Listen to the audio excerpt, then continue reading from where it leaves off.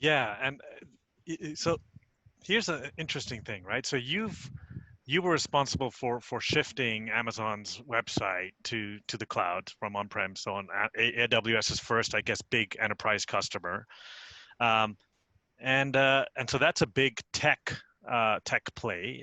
You've ran platform at Time, you've ran platform at Groupon, and now at Shopify Plus. Um, I would love to understand because you're managing people, you're managing organizations, um, and you've probably seen a mix of two pizza box teams to kind of like more of established shared servicey platformy type teams. Yeah. I'd love for you to just throw a little bit of light on what have you seen it has really stood out to make successful like cloud native companies nowadays? What culturally, what are those nuggets that you can kind of see? Yeah, and I mean, to me, it's broader than sort of cloud native. Maybe the scope is tech, or maybe all companies. Look, first and foremost, every problem is a people problem, because people own technology and people work on technology. But every problem you're dealing with it's a people problem.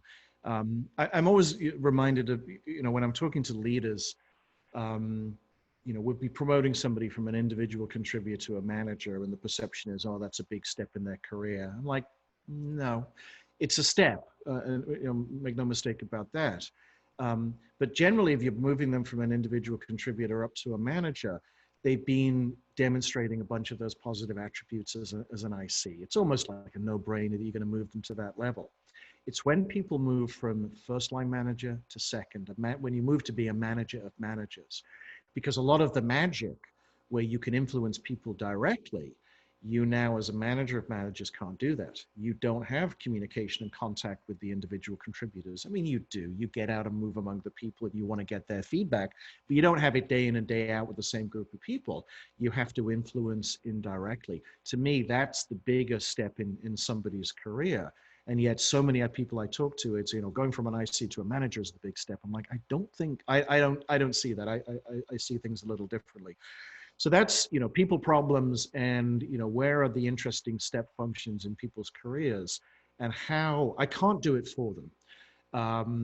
But I can help create the space and set the expectations and nudge them and give them feedback, but they've got to do that themselves.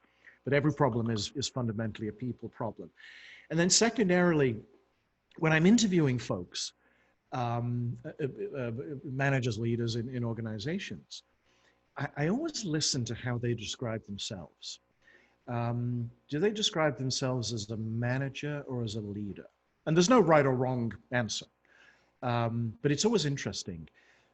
Managers are great. I need managers. They're the engine. You put fuel in, and you mash the gas pedals at the floor, and they take off. So managers are very valuable. I need a manager to sign off on my expense claim reports. There you go, and approve my vacation. That's a good manager job, and schedule and assign resources. So managers are insanely valuable, and I like managers. I love leaders. As leaders, drive through inspiration. They deal with ambiguity. They deal with muck. It's a different, they decide when they walk in the office every day, what they're going to work on, how they're going to apply their skills and their talents. And just listening to people, how do they describe themselves? Do they describe themselves as a manager or as a leader? And again, no right or wrong, but I just find it really interesting. And look, if a manager is the engine of a vehicle, then the leader is the person sitting in the driving seat. They know when they're going to start. They know the destination. They know how fast they're going to drive. They know where they're going to stop and have lunch. They know what's going to be playing on the radio. They know all of that, and they create that environmental experience. The engine gets them from A to B. And again, I don't mean in any way, by the way, to denigrate the value of managers. Managers are really important, but it's leaders that make the world go round. Is there any nuances between styles of leadership when you're doing different things? For example, you're migrating to the cloud, you're lifting and shifting, or you're doing some refactoring, or you're doing a reorganization of software engineering teams. Is there any particular styles of leadership that stand out in these different circumstances or initiatives that you can think of? Um, So, for example, cloud migration, like everyone's Yeah, trying to no, do cloud migration nowadays, moving. yeah.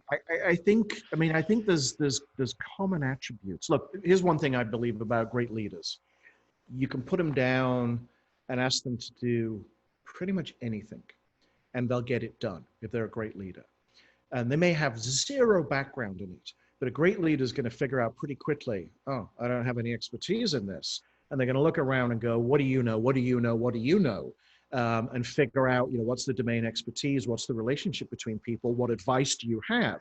And I will adjudicate any split decisions, but otherwise I'll set expectations, I'll provide guidance, I'll provide support, I'll build that environment, but I'm going to let the domain experts do the right thing. And I think that model effectively translates to different industries. So that's one aspect to it. The approach I love to take, and I believe it's true through a lot of my career. I may not have understood it for what it was in the early days, but now I'm much more focused on it. I always like to start with getting a very clear definition of the problem or the opportunity that we need to pursue or we need to solve. And associated with that, The what why. does success look like? The why. What's the value to your customer? What's the value to you? But what does success look like? And people misinterpret that. Oh, we're going to build this, that, and the other. No, no, no, no, no. Forget what we're going to build. Forget the how. But when we've built something, or maybe we've built nothing, maybe we've said a couple of words. But when we're at the point of success, what does that look like? What does it feel like? How do you measure it? What does it mean to your customers or the folks you're working with? But defining a problem and opportunity is insanely hard. That 5 whys, going down to the root cause, not solving the symptoms, but getting down to the root issue, is really, really hard.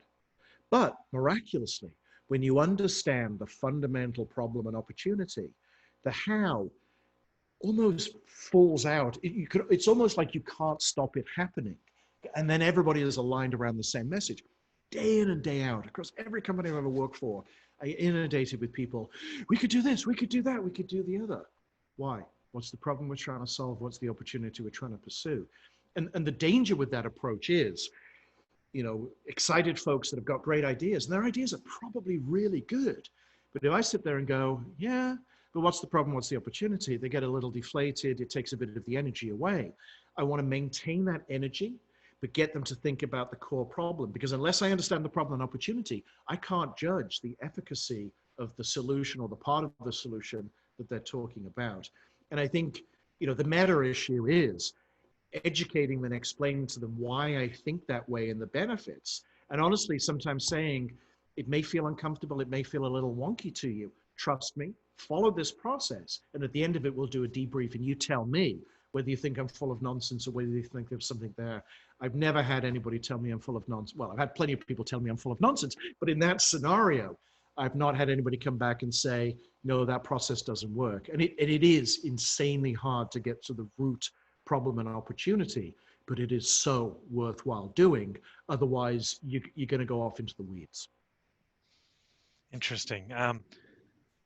As you said earlier, we are borrowing, we're learning from other people's experiences. You've seen a lot, and is there any stories or instances you can think of that could be useful for future CTOs or engineering directors or team leaders to kind of consider any lessons that you've seen, learned, any potential roadblocks, etc.